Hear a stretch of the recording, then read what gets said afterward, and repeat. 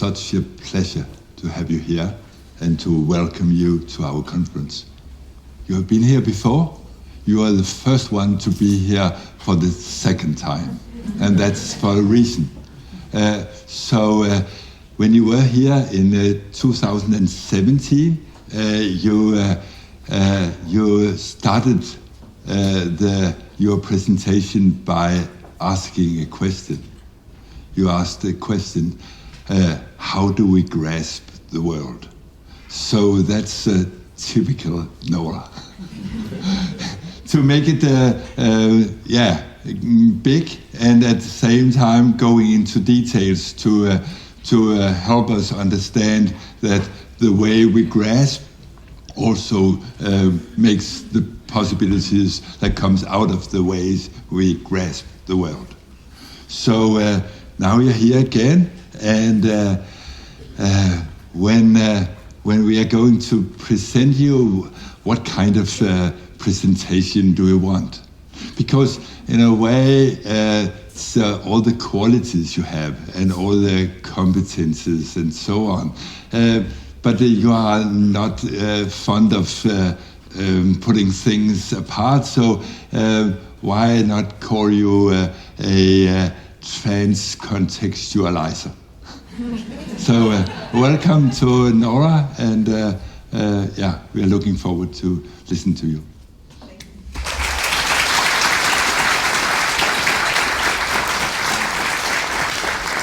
Thank you. It's so good to be here, and good morning to everyone.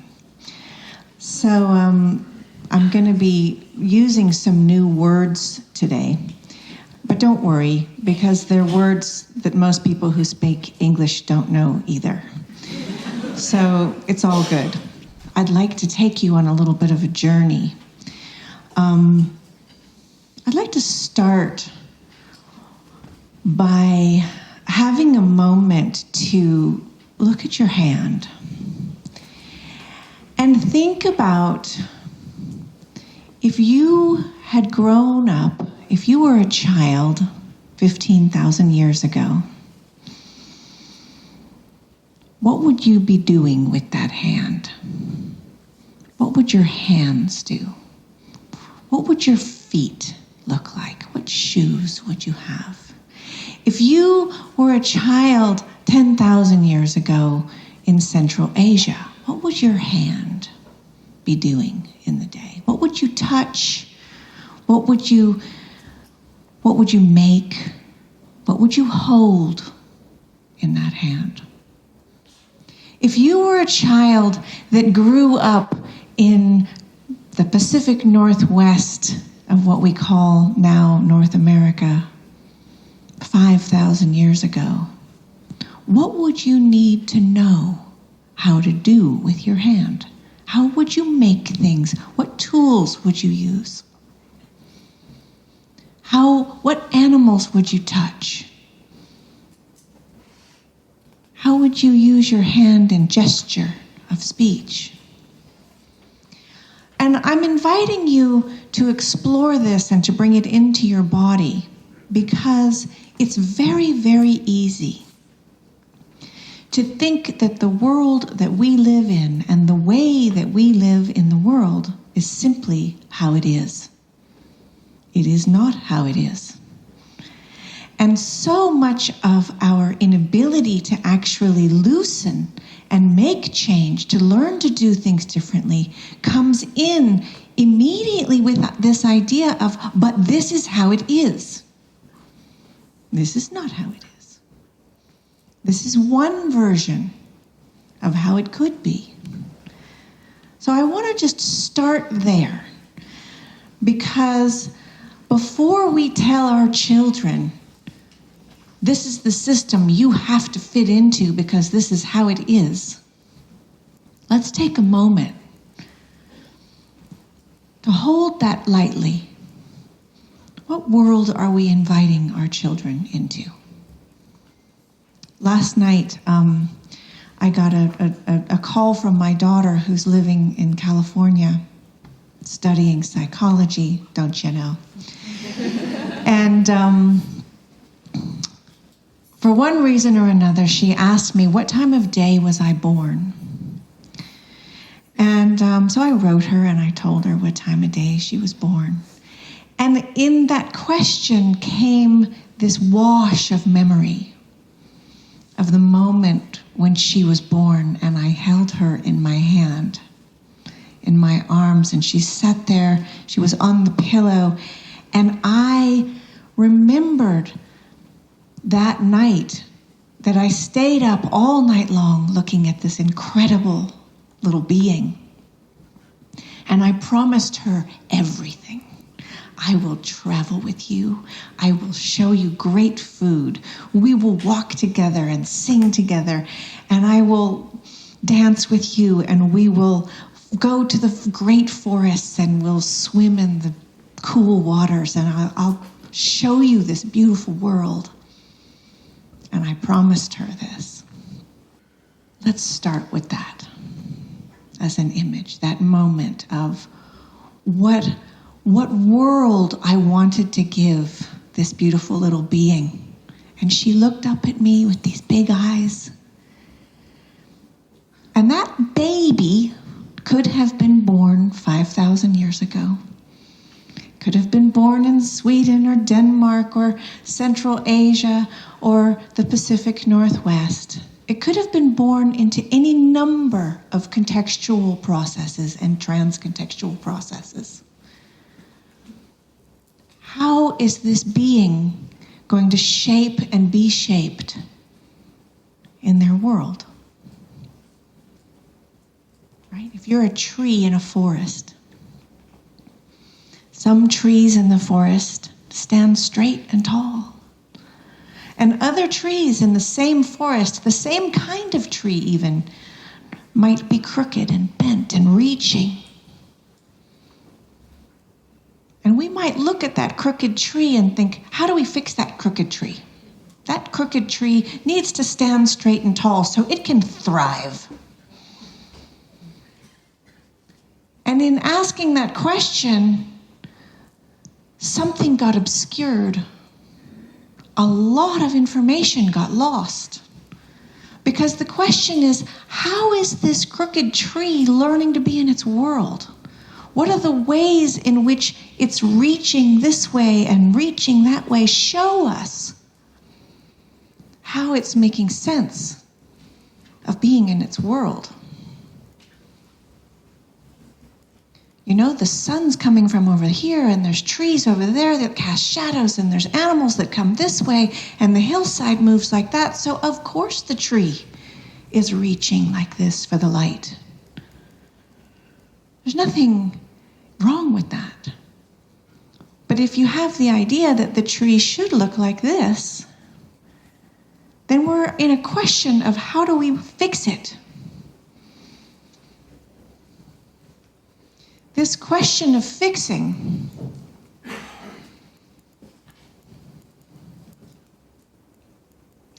this is an interesting epistemological place. What is that? So in the late 1700s, early 1800s, up through the early 1900s, industrialism comes into being.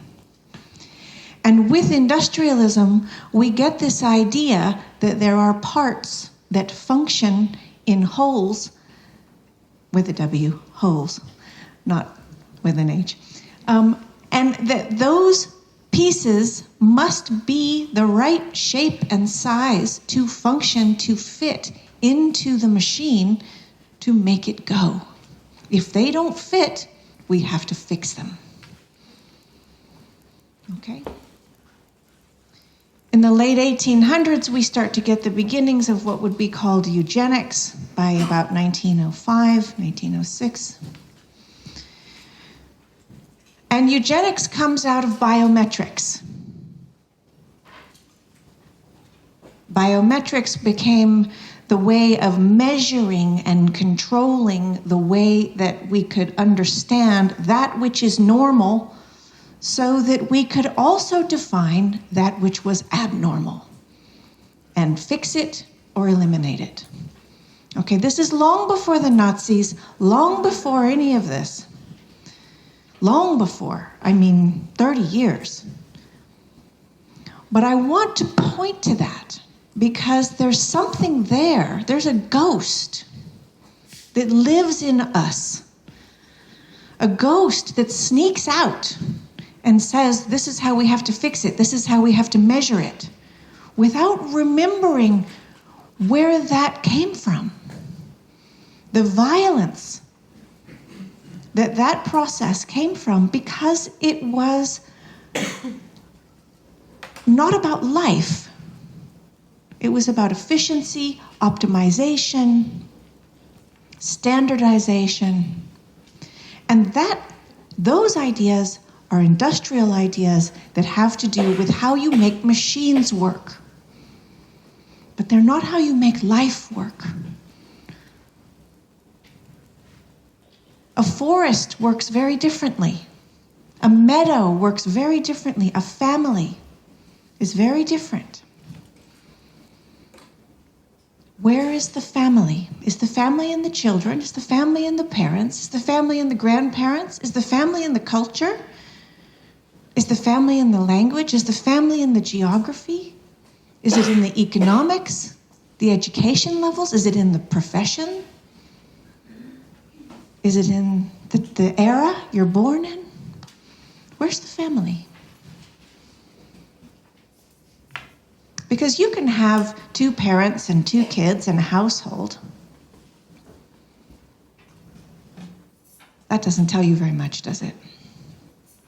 You can have 2 parents and 2 kids in a household at this economic level, in this culture, but that doesn't tell you very much, does it? Remember the first time you went to dinner at a friend's house when you were a kid? And you sat at their table?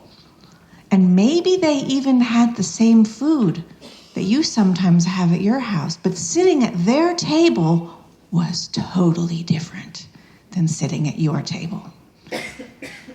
Right? Who talks, who doesn't talk, who eats first, what's the vibe? Even the food doesn't taste the same. The way they sit's not the same. The way they smell is not the same. How they are with their kids, how their kids are with their parents, not the same. So you start to see that there's a lot of information that isn't actually findable in these compartments that have been decontextualized. Okay, this is trans-contextual. So this is a word that my father, Gregory Bateson, coined. And when we look at the self, I think the first question is really to ask, where is the edge of the self? Where's the edge of me? Where's the edge of you? Is the edge of me my skin? Is it my ideas? Is it my family? Is it my great-grandchildren that aren't born yet? Is it my politics? Is it my work? Where's the edge of me? My microbiome? You know, there's like 400 trillion organisms that live in my body. You know that the human body the cells of the human body are only 1/10 of them are human cells. 1/10 of your cells are human.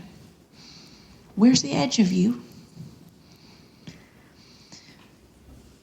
So these contexts are constantly coming together.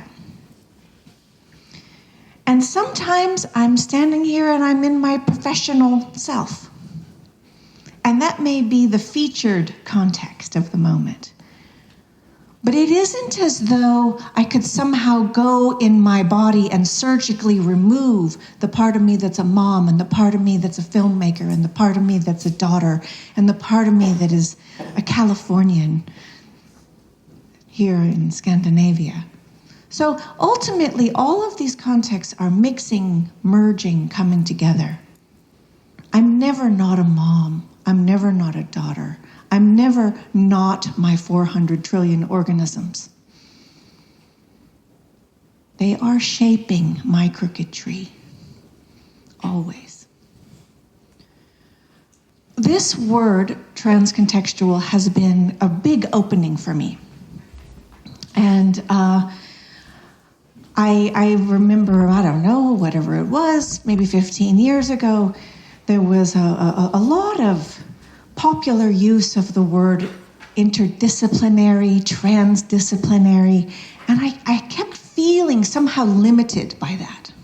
Something is not right with that.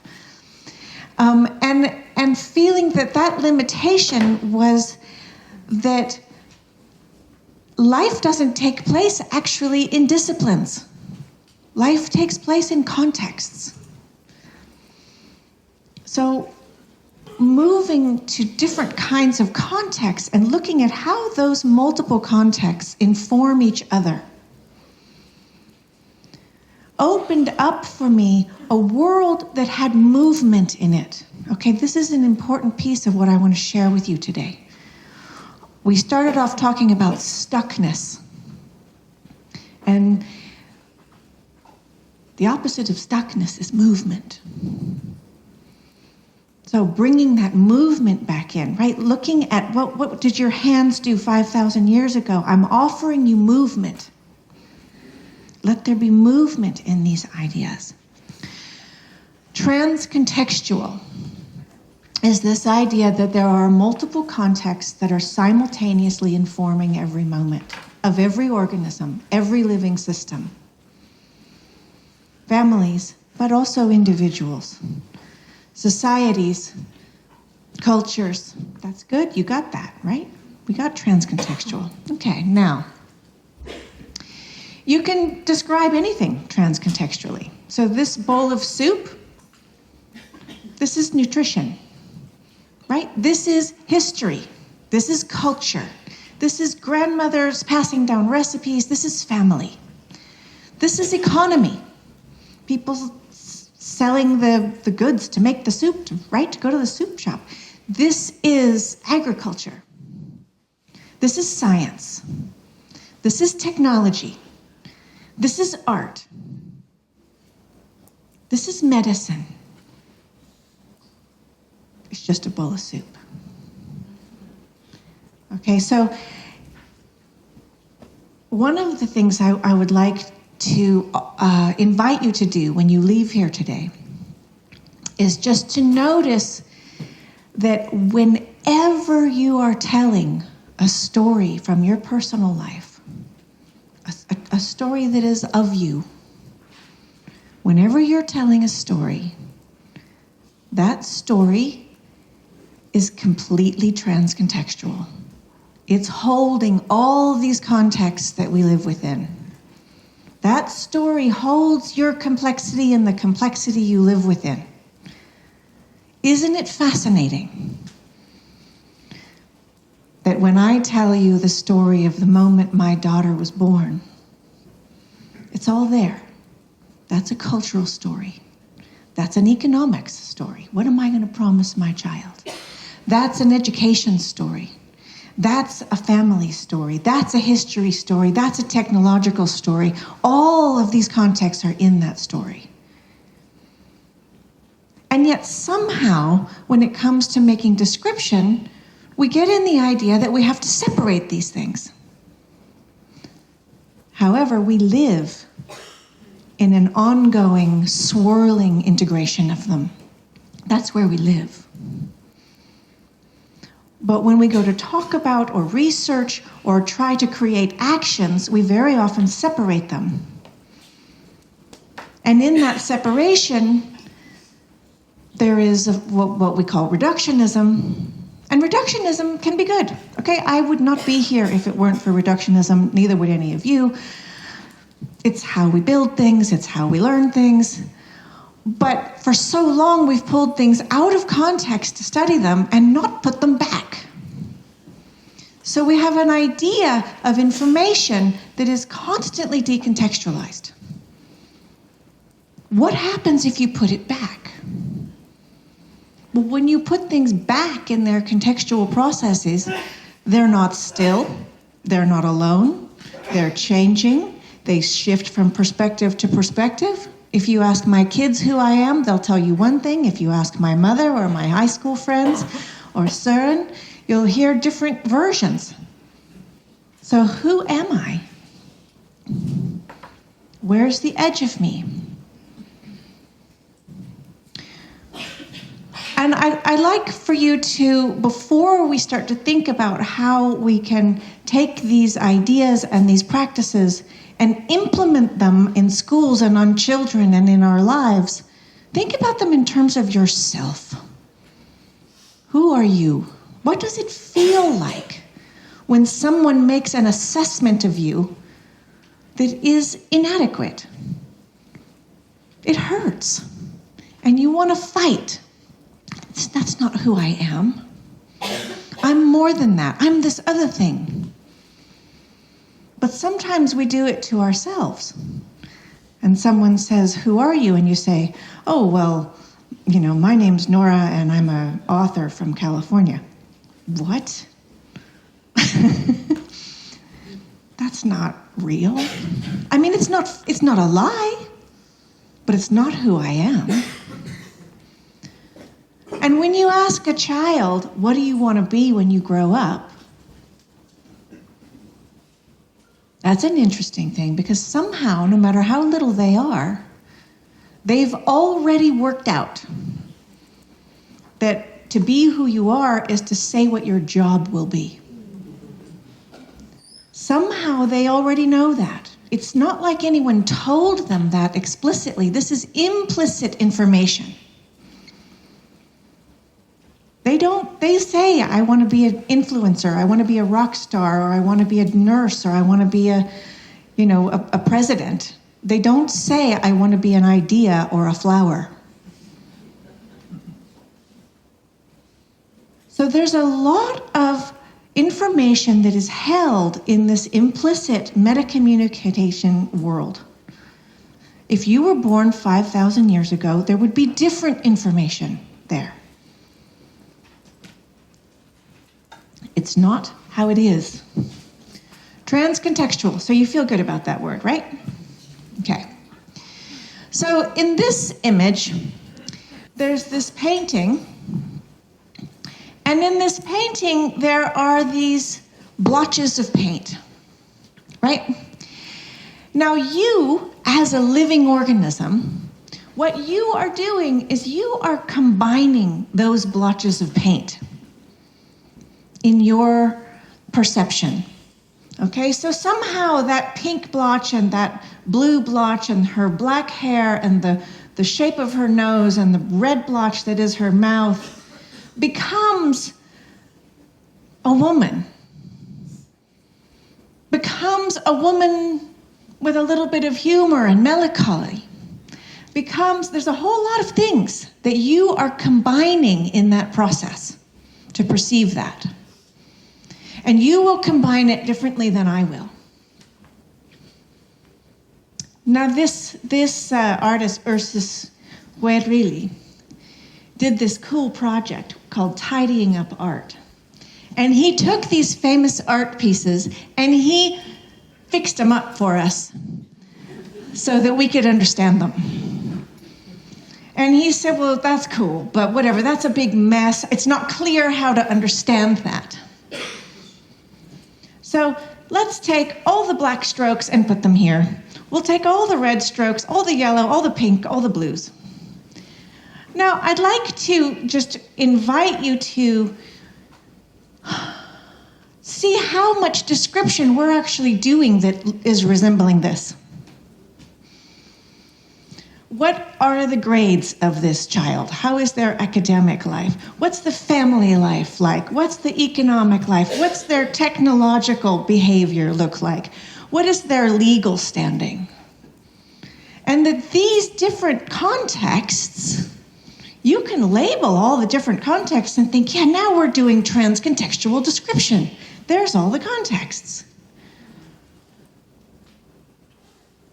But you're not. Because where's the child? Where's the person? Who can see the person?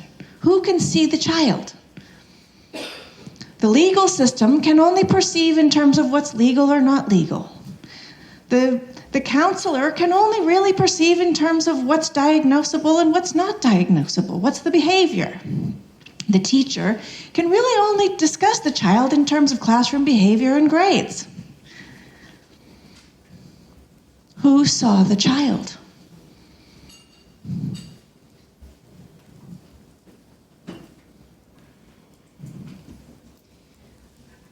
So I want to invite us back into looking at information especially of children, of people, of families, of living systems, as being this process of combining. It's the process of combining that's creating the information. That stuff is great, but it doesn't give you that. It doesn't give you the living, learning, moving, changing. There's no wonder we're stuck. We've got information that isn't moving.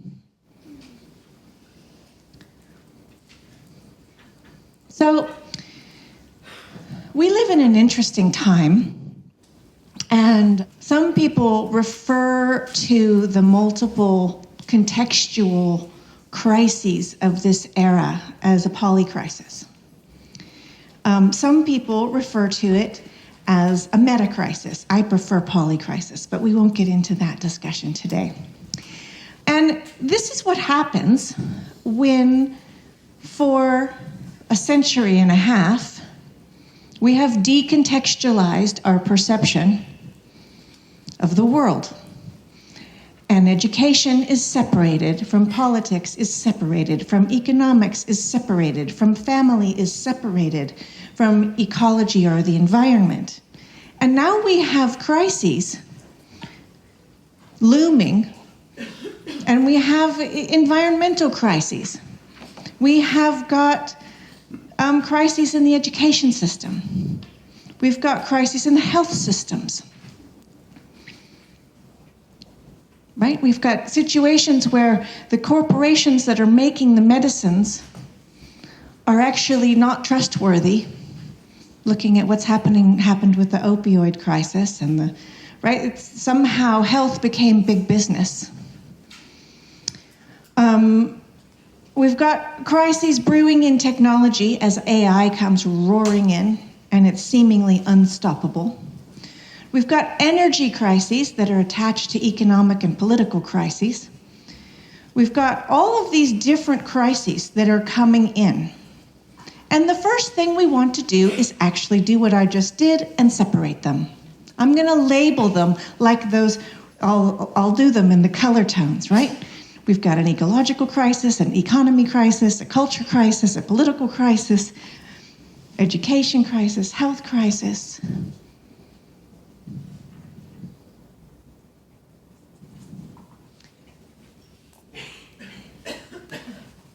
And this is what happens when we don't tend to the whole. Things break. The responses that get made to one part at a time.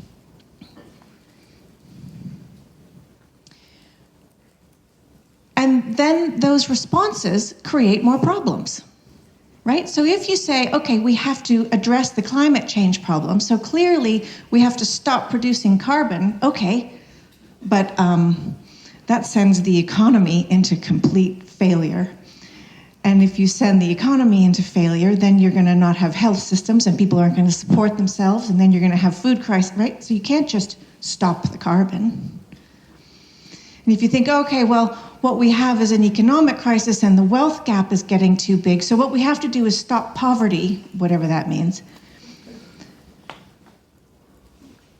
But if you just decide to put all the money back into a level playing field, it just all shoots back up again to the top and creates more consumption.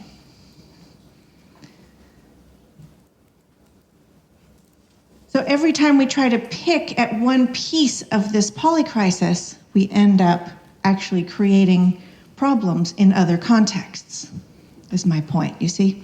So very often you might say, for example, that there are kids that are not getting the nutrition that they need, and part of the behavior issues that you're seeing in classrooms has to do with a lack of nutrition, or especially, reactions to various forms of gluten and or pesticides are increasingly coming in as being associated with behavioral and social issues. So does that mean that agriculture is responsible for education? Where the people in agriculture are thinking, well, that's not my problem. Or people in the UK who are dealing with lots of respiratory issues, and the medical system can't pay for the respiratory issues, but they have to increase the size of Heathrow for the international traffic, for the international market. So is it Heathrow's problem to pay for the lung issues? So what we see again and again is that there's something that happens in one context, but it is no longer associatable to the context that it came from. And so the solutioning to fix the problem again becomes a decontextualized process that creates what we are now going to play with is double binds. Okay, so this is a term that you may be familiar with. But I'm going to spend a little time playing in this pool with you, because Jörn and Søren are going to want to play with it later. So I'm going to give you a nice, juicy intro into this. First, let me bring it together a little bit. We started with this idea of trans-contextual description. And we went from there to looking at the polycrisis.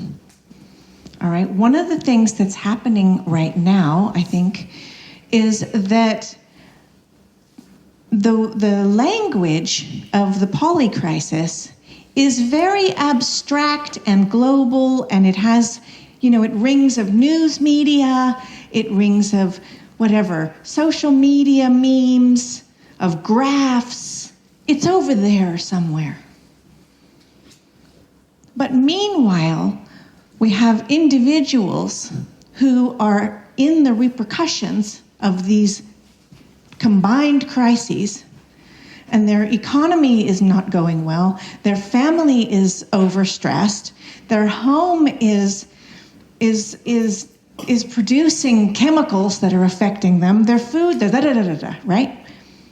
And they say, I'm not thriving, I'm depressed, I'm anxious, I can't concentrate. And these issues then get placed on the individual. You are the one who needs to fit in. You are not fitting in. You are not able to bring into the society what you should be bringing into the society because you're somehow inadequate. And so the individuals are carrying the load for the polycrisis. And in particular, the families, the households are carrying the load, right? If you have a child that's sick, or a partner that is injured, or you have a bankruptcy, or you have who steps in?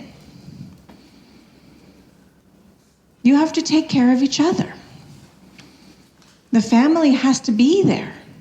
So it's the family that's taking the stress for these polycrises that are producing all of this trans-contextual stress that then we identify as individual pathology.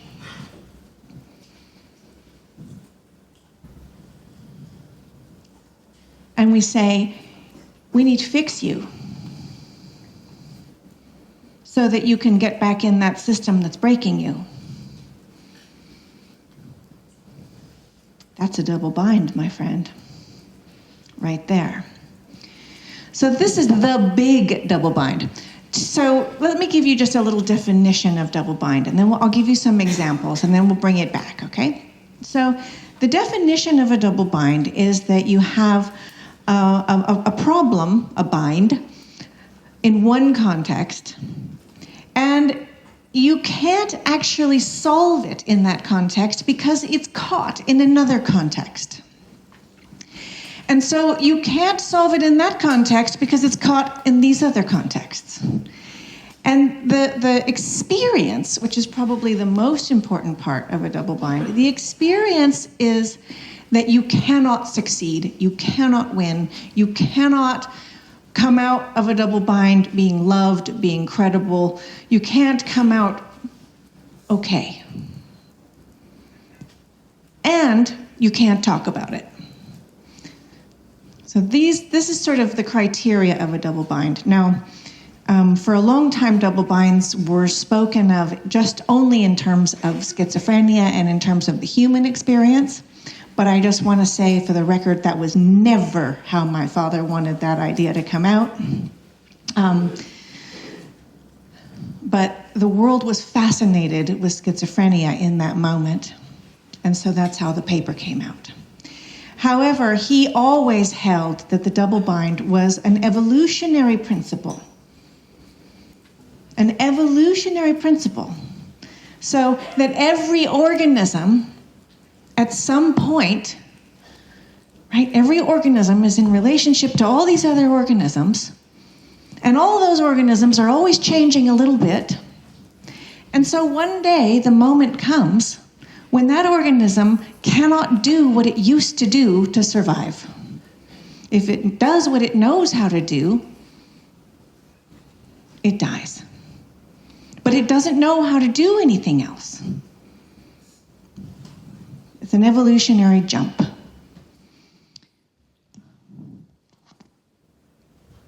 So you can, the sort of the basic introductory level double bind is that moment when your lover or your partner says to you, or maybe you say it to your partner, "You never tell me that you love me." And then the partner, you're sitting there thinking, well, if I now say, "Oh, yes, yes, yes, I do love you," then that's pretty insincere, because I'm only saying it because you made me. But if I don't say it, it's because I don't love you. So how do you respond? Because you can't really give either of those responses.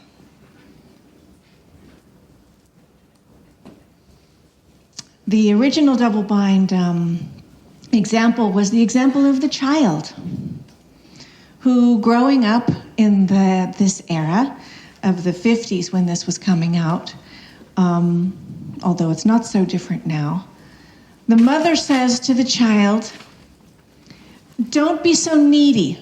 Don't be leaning on me and tugging on me and trying to hug me all the time. You need to be independent and strong." And then in the next breath turns around and says, "Don't you love your mother? Don't you have any affection for your mother?" All right. Okay, how about a critical thinking class in high school? You have to be an individual and think for yourself, and we'd like you to prove how well you can do that by doing well on these standardized tests. Right?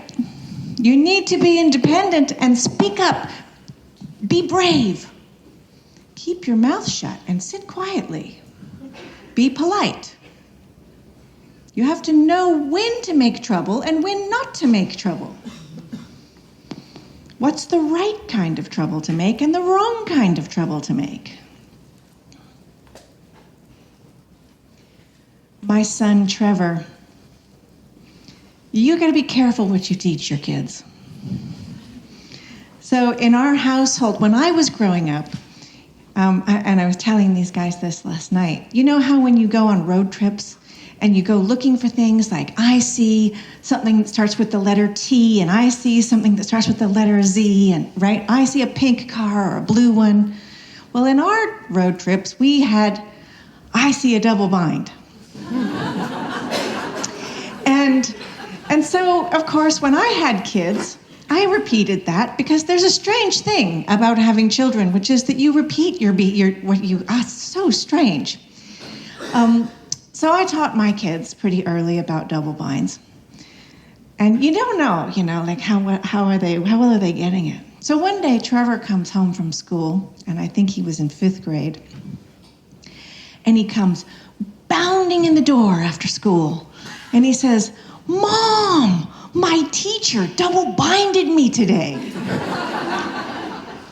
And so I said, I had to check the theory. Does this kid have it right? Because he's got to have it right. So I said, tell me about what happened. And he said, okay, well, there's this new kid who's getting bullied.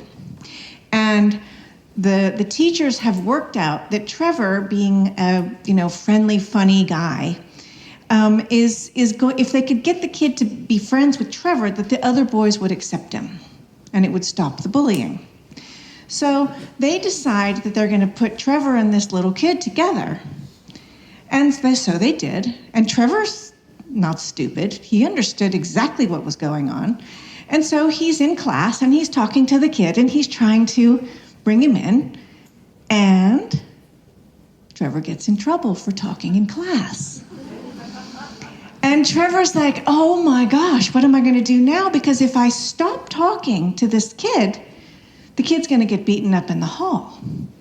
But if I keep talking to him, then I'm going to get in trouble, and that's going to also reflect badly on the kid. And so what am I supposed to do? Now, with hindsight, honestly, as a parent,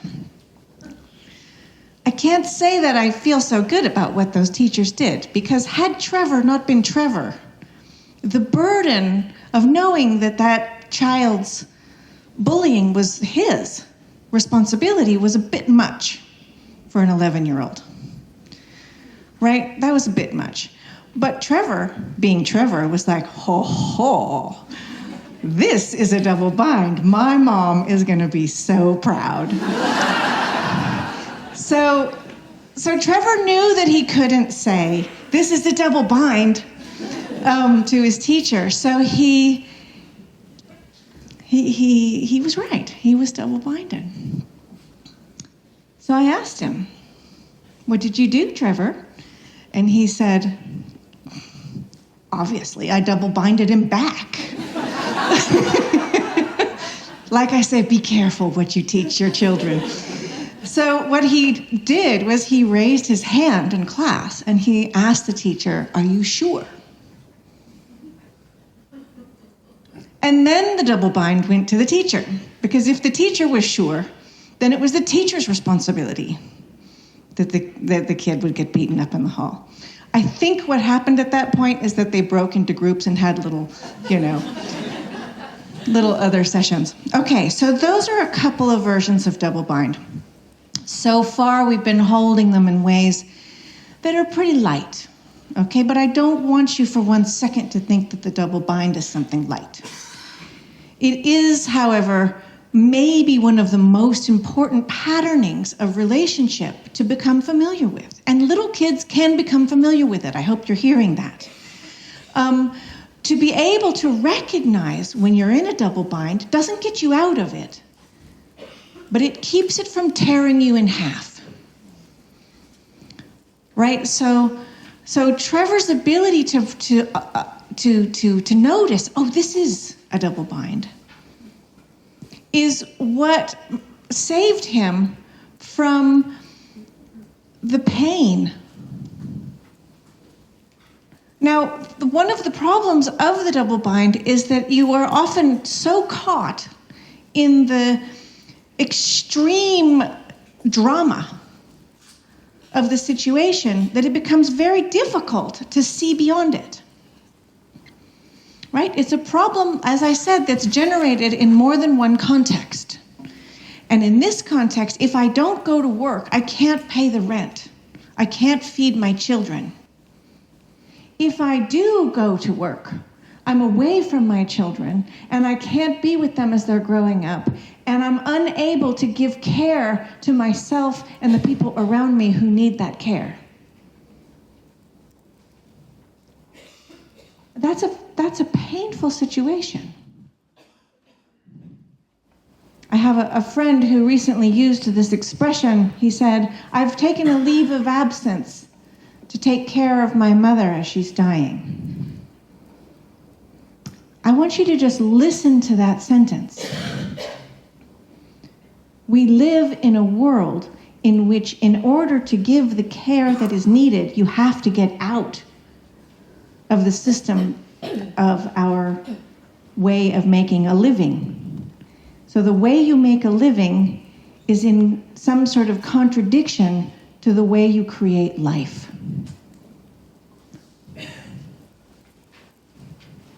The care that is needed to tend to the soil, to tend to the elderly, to tend to the sick, to tend to the children, to tend to the injured, to tend to each other.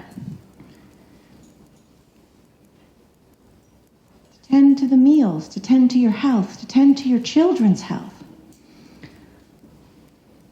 That in order to do that, you have to step out of the way that we consider successful life making. We have a double bind. Addiction. Okay, so people who are dealing with addiction or habits of either substance or behavior, one of the things that happens is that they cannot imagine life without the habit. All right, so that's why I started by saying, imagine your hand 10,000 years ago. All right, we have been so habituated into our systems and intersystemic processes that we think this is how it is.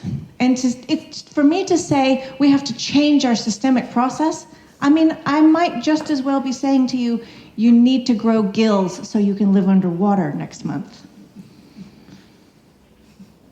Right? It's that far away.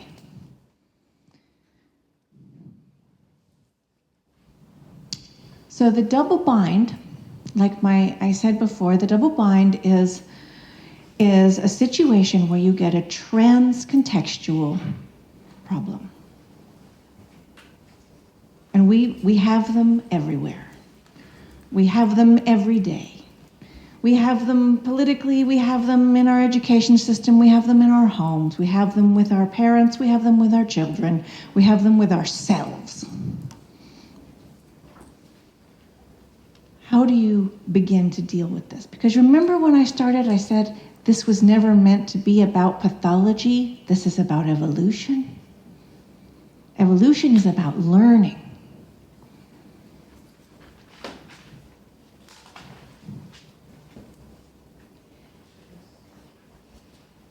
One time, my stepson Arvid, he's a Swedish boy, and I were on our way to Barcelona. I was going down to give a talk, and I said, "Do you want to come with me? And we'll go on a trip to Barcelona." And he brought his brother, and we went. And Arvid was super excited. I think he was 9, to have a trip to Spain. But we got there, and after we'd been in Barcelona for a few hours, he suddenly started to cry. And he started to cry because he was really hungry. But he didn't like to eat things that he didn't like to eat. You may have known a child or two that does this one. So he knew exactly what he wanted to eat, but the food he wanted to eat was in the refrigerator back in Sweden. And there was no way to get that. And he thought that he was going to either not be able to eat or have to eat something that he didn't want to eat, and so he wouldn't eat. And that either way, he couldn't win. And that I would be mad at him for coming to Barcelona and not eating. And So I realized that we weren't going to go to McDonald's, which was, of course, what he was angling for in the subtext, because that's the same everywhere, sort of. And I said, okay, look, let's go out to eat. And I'd like for you to think about this restaurant, not as where you're going to have food, but where you're going to have an adventure. I want you to order the weirdest, craziest thing on the menu because you're in Barcelona. Find out what it is. So he ordered this enormous paella that came with, flames and, this whole thing happening. And I said, eat what you want to eat. I love you. If you don't eat any of it, I love you. I just want you to order something and experience it. And I don't care if you eat it or not. I love you either way. So that was the opposite. Okay? He couldn't not win. He could only win. He could only be loved. And so we ordered it. He ate some stuff. We ate some stuff. We shared it. We took some back to our hotel. We never ate it once we took it back to the hotel, but we took it, When Americans do that in particular. We have this affection for doggy bags, like it's actually going to happen, but it doesn't actually happen. So we threw it out later. But nevertheless, he did eat some things, and he had the experience, and more than anything, we broke that feeling of him not being able to succeed. So he could then move in another way, and it changed our relationship in lots of ways. So to think that this is a story about food would be a mistake, right? Because actually what it was about what is possible to communicate. What's possible to communicate? Having been perfectly trained to live in a world that is based on industrial metaphors, when we reach a problem, the first thing that you might think is, let's identify this problem and figure out how to fix the problem. And then you might look at it and you might say, yeah, but I'm studying systemic stuff. I'm getting cool here. What I know is that this problem isn't just in the problem. It's not in the parts. Fixing the parts isn't going to do anything. We got to fix the relationships, right? And then you look at those relationships for a while and you say, what's in those relationships? So often you see people draw out relational diagrams, and what do the relationships look like? Lines. Here's mother, father, line. Do you have any relationships in your life that look like lines? I don't have any that look like lines. So maybe what's in the relationship is communication. Maybe the relationships are made of a communication. So let's change the communication. And then you start to get methodologies for how communication should look. This is the script of how you should talk. This is what language should sound like. And then you realize, everybody's saying the right things, but they still mean the things they used to mean. So changing the script didn't do anything. Because the communication wasn't in the communication. The communication is somewhere else. The communication is in some invisible boundary that says what it's possible to communicate. What is it possible to communicate? When you are with your aging parents, what's it possible to communicate? When you're at the border and you're talking to the police there, what's it possible to communicate? When you're 16 years old and you're in an algebra class, who is it possible for you to be? When you're with your very best friend going out on a Friday night, who is it possible for you to be? What's it possible to communicate? Do you see? What it's possible to communicate is what is communicated, not what is communicated. What's on the transcript is not what happened. What's on the transcript is what it was possible to communicate. If you are a child growing up in a household where there's abuse, what's it possible to communicate? If somebody at school starts asking you questions about what's happening at home, what's it possible to communicate? If somebody asks you why, if you're 12 years old and you are misbehaving in class, why won't you behave? What's it possible to communicate? So what I'm interested in is this. How do we actually work with that invisible boundary of what's possible to communicate? What's in the ecology of communication that in this room I'm saying these things and they're landing in you? But that doesn't mean I'm saying what I'm saying. It means that the way that it's landing in you and taking shape and finding form and moving as a crooked tree is different in every single person here. What am I bringing to the ecology of communication? What can grow here now? What can the next person say? Where do they start? What have I made possible to communicate? All right, now that question makes me look at the context.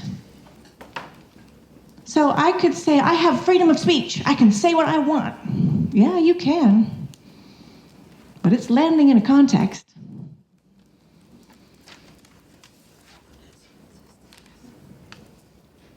I mean, you could wake up in the morning and have little children and have been up too late the night before having a few glasses of wine with an old friend, and your child could want breakfast at 6:30 a.m. You know, that happens. I have 6 kids, I know.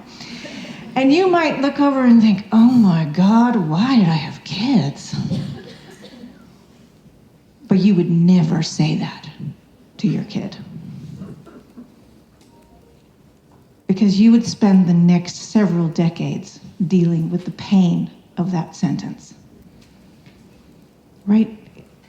You could think it, but you wouldn't say it. And you would think it for 5 seconds and go on and think something else, because we know we love our children. But in that moment, at 6 o'clock in the morning, you might wonder, was this such a good idea? But you don't say it, because it would shift forever what it would be possible to communicate in that family. It would change the ecology of communication in ways that you don't want to live in. You don't want them to live in. To deal with a double bind, and this is a little bit of a meme. I'm not much for memes, but I'm going to give you this as a meme because it's so, I find it useful. Meet the double bind, don't match it. Meet the double bind, don't match it. Okay, if you're going to match it, what you're going to do is you're going to try to address the problem as it looks. To meet it is to come into the context, to come from another context and respond. So when I was with Arvid in Barcelona, I didn't try to tell him, just eat a little bit, or I didn't do any of that stuff. I said, it's an adventure. You're in Barcelona. Order something weird. We went to a different context. The context of going to the restaurant was not about the food. It was about the adventure. Engage in the adventure, and the other double bind starts to loosen. Okay, so this is, because it's a trans-contextual problem, the only way to actually move with double binds is to move with trans-contextual movement. Movement, right? We started with movement.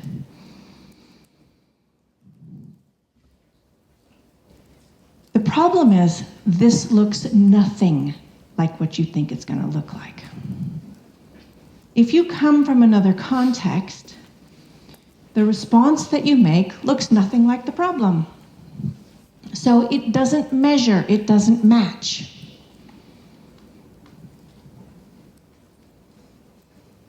I'll show you what I mean. You're familiar with this image? This is the image of the Sustainable Development Goals. And I'd like to ask you just to look at the image for a second and see what it says about our culture.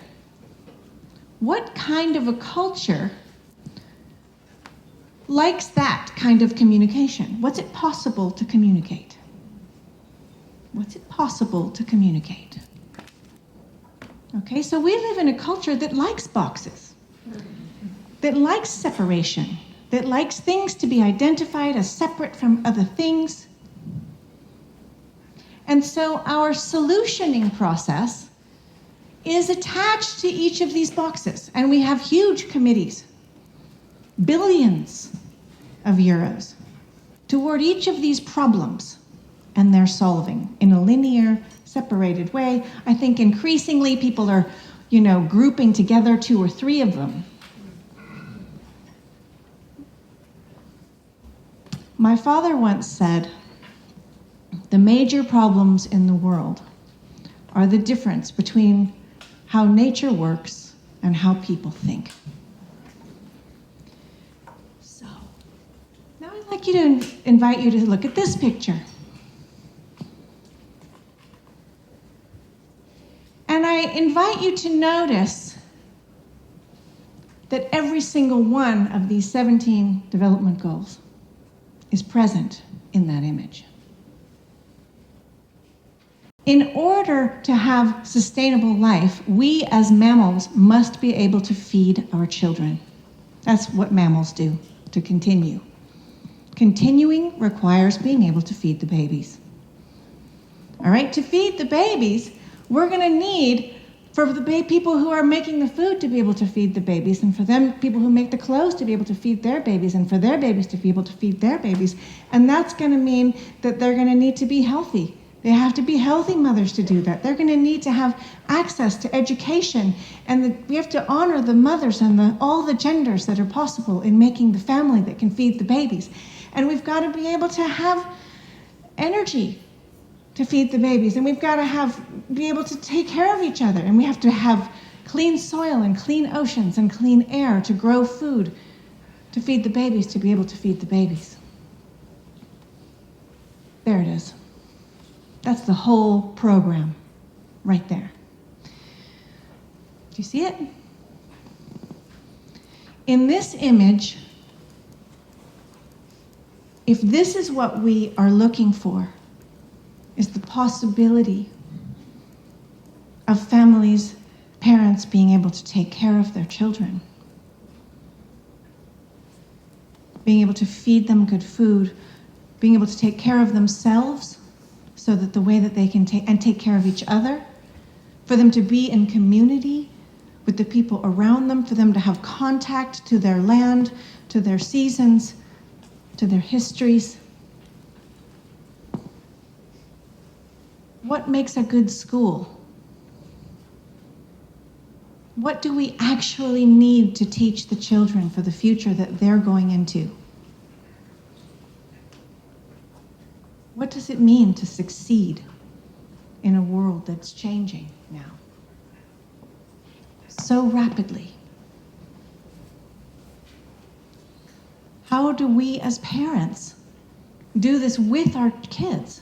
We as counselors, we as teachers. How do we meet, not match? Right? So this is an image that meets all of this. These images are going to go for decontextualized singular responses that are going to create more double binds. If you try to solve for life on land, you're going to end up with life on water being a disaster. Life in water, or life in the air, or life, right? If you try to solve for one, you get into these contradictions and double binds. So somehow this is that zoom in and zoom out in the particulars, in the families, in the households. Is this care, is the possibility of care. like my friend who had to take a leave of absence to take care of his aging mother. How are we holding that care? Supporting that care?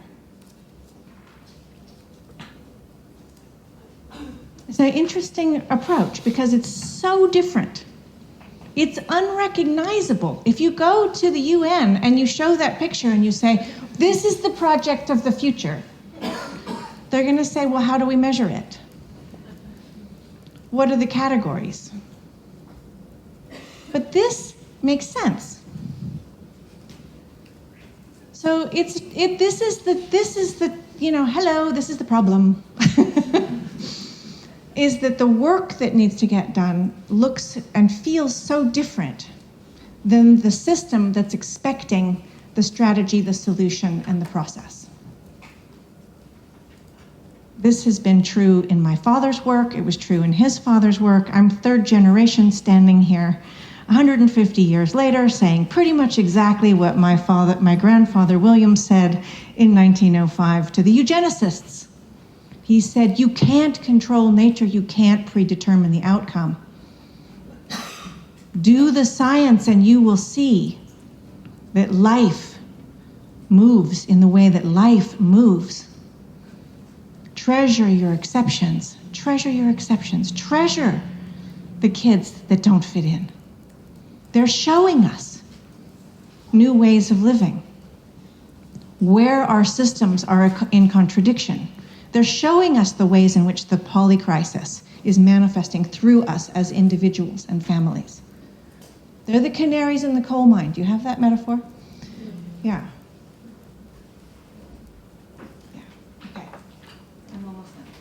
I'm going to read you a poem from my new book. Okay, so I put the words up there, but you're not allowed to read ahead. It's just so that you can read along, just because sometimes when you have poetry, it's nice if it's in another language to read together. Okay, so this is a poem that I wrote for my kids, obviously. It's called Mama Now. Your eyes will see the derailing of assumptions. Your hands will hold the crumble of the old matrix. I do not have any authority to lean into. I have empty pockets where parents used to advise their children. I do not have any maps, myths, or mother wisdom for you. I can fix your breakfast, but not the culture. And when you ask about how to be a good person, I cannot lie to you. Everything you touch in a day is in some ways bloodied. You have been born into an edgeless violence, but I will not judge or measure you against a bygone metric.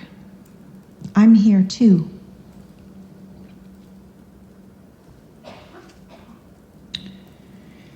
Ready to learn with you, unsure how to be or who to be.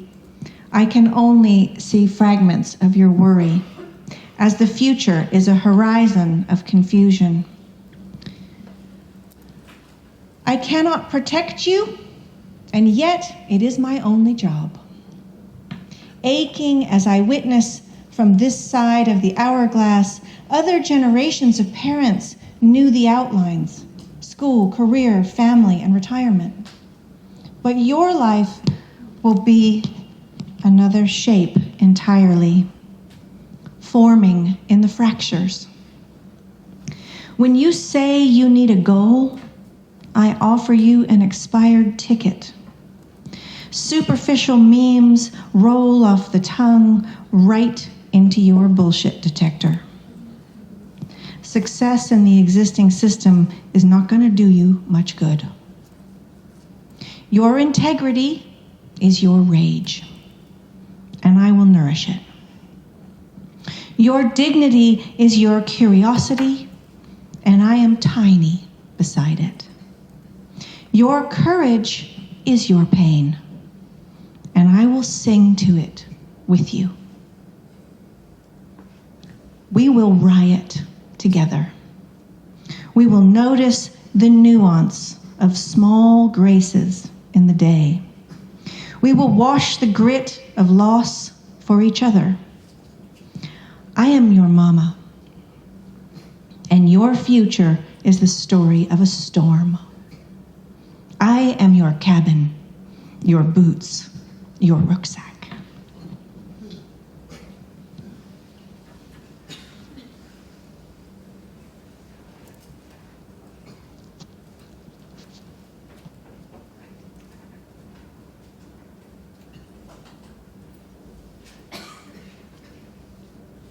What's it possible to communicate? How do we be in mutual learning with the next generations? Recognizing that we also have come from a history that has been separated, that has been industrialized, that has been measured, that has been optimized, that has been made efficient, that is caught in double binds from every direction. But we're the adults in the room. How do we learn with them what we don't already know? How do you teach the next generation something you don't know? Where is the movement of authority there? When I was a little girl, people would ask me, my dad was 2 meters, and he had a lot of gravitas. And people would ask me, didn't you feel insignificant next to him? Didn't you feel like so small? And it's interesting because I never felt that. And I never felt that because he went out of his way to show me when he was learning. He would say in a day, he would verbalize it. He would say, that's an interesting idea. And he would look at the fish tank and he would say, I used to think this, but now I see this. Or I was wrong about this thing. And he showed me his learning. And when he showed me he was learning, sometimes from me, sometimes from whatever, 3 things happened. 1, I got to learn what he was learning with him, right? 2, I learned what it looked like to learn and to be 70 years old and still learning. But the 3rd one is the most important thing. What I learned is that I learned you could be in relationships in which there was mutual learning. That's the one. Because if you're in a relationship in which there is mutual learning, anything is possible. You can meet any disaster together. You can meet any chaos, any crisis, if what's happening in the relationship makes it possible to learn together. Who can I be when I'm with you? I don't know yet. I'm learning. Who can you be when you're with me? You don't know yet. You're learning.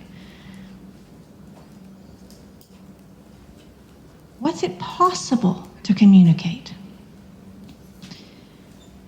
How does that possibility become? So there's a lot of discussion of making community. But how can we make community if we don't first have communing? And that's not a noun, that's a verb. Right? It's not communication, it's communing. It's ongoing and learning. I'm going to stop there and open it up for questions. Am I late?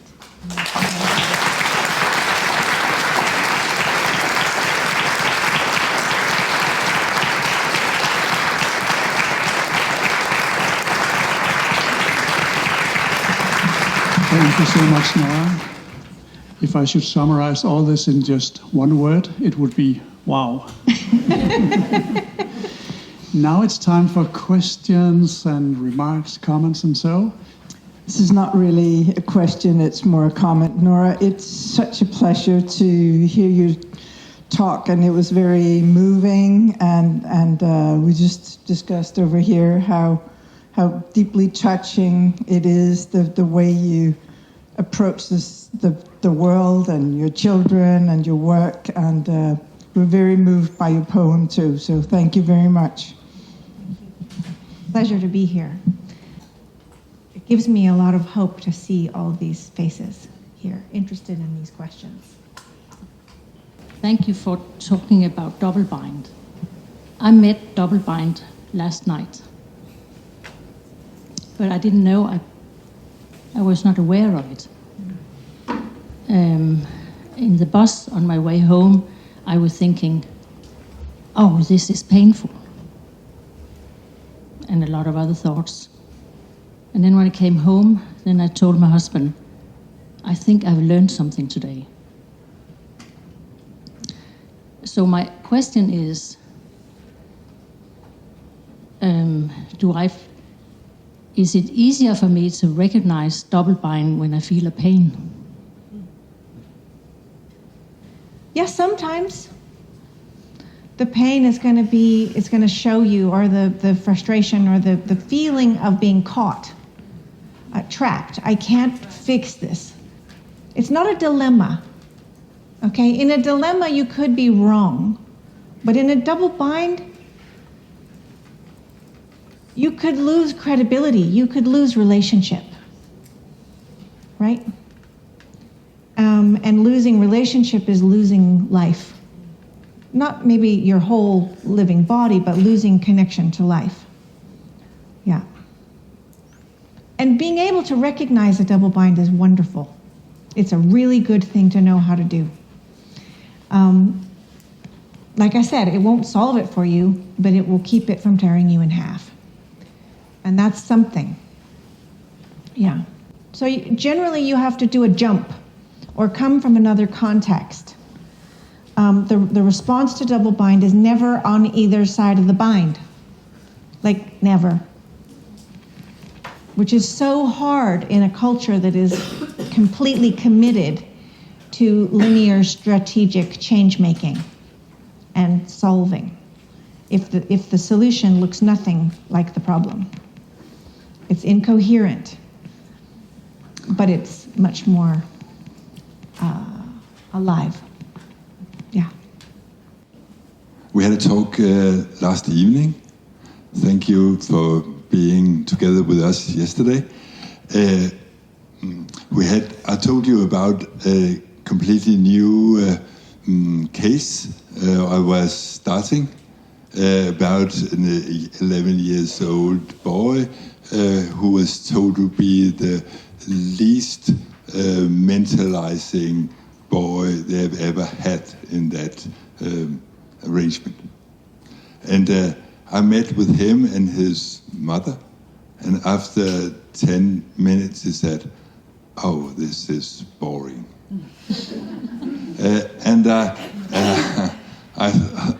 That was a difficult moment, and I found a way. But what I talked about yesterday evening, that he was so good at mentalizing me because what I was doing was bullshit. I tried to get in contact, but I was maybe nervous. It was a difficult situation for me, and he saw it, and he helped me by saying, "This is boring. Could we talk about something else?" The last part he didn't say. That was my task. Yeah. But we talked about it, and you had some very important reflections. So that's why I bring it up again, so that people also can go into this kind of talk about mentalization. It's a very strong word in these years. Mm-hmm. I think that this boy is receiving information in ways that other people might be receiving it much less. Receiving signals from the existing system that other people might see but be able to get beyond. He's perceiving things and he's not going to back down.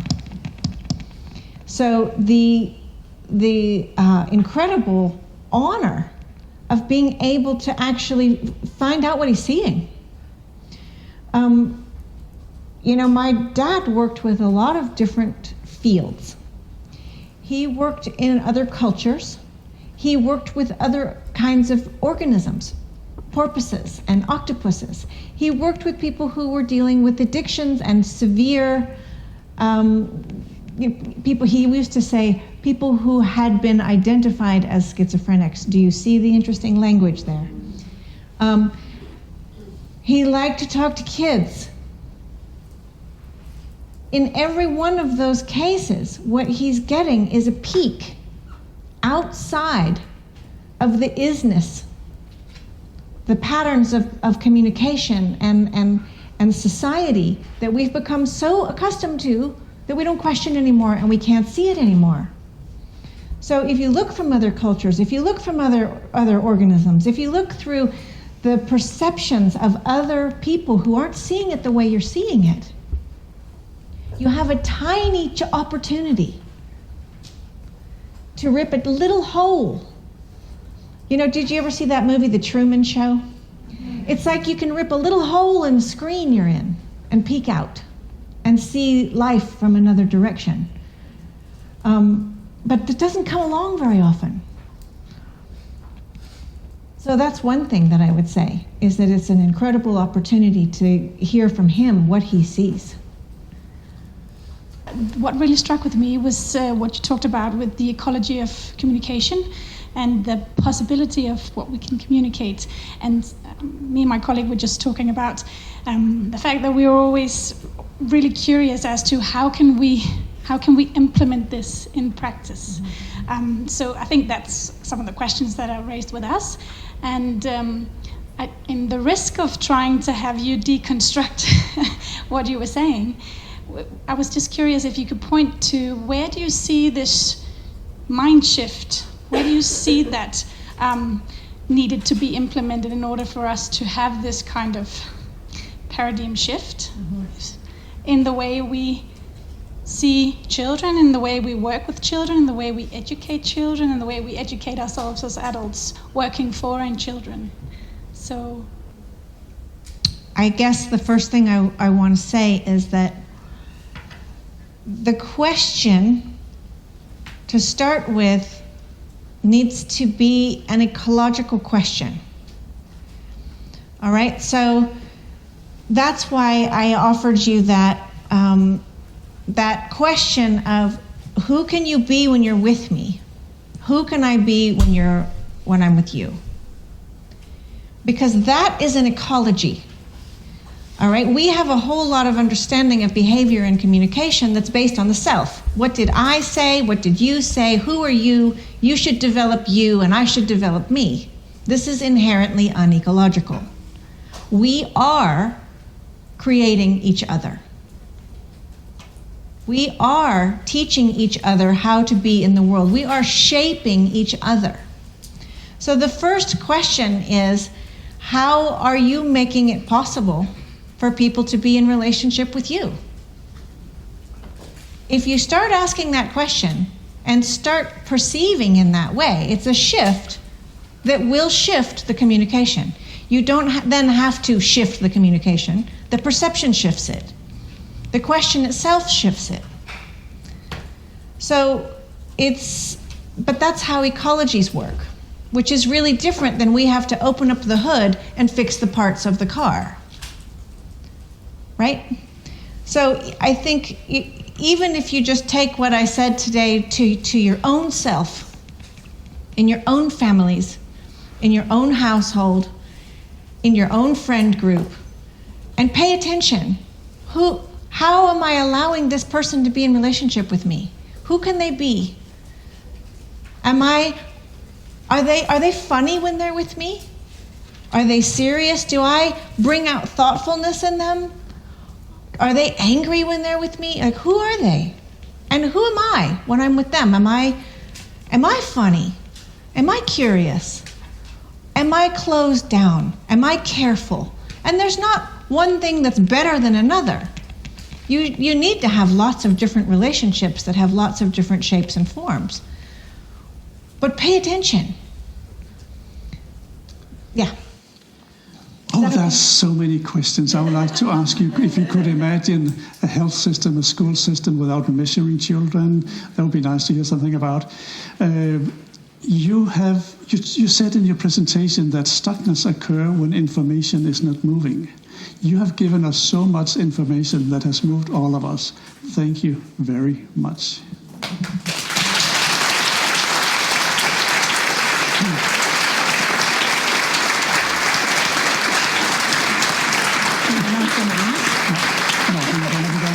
Time for that. Nora, every time you're here, we give you a little gift. We're going to do that today too. We were just about to give you the same gift as last time, but then we changed it. So we do have a gift for you here. It's very nicely wrapped. You can unwrap it now. Yeah. That's anthropological curiosity. Ooh, oh, that's beautiful. Look at that. I'm glad you like it.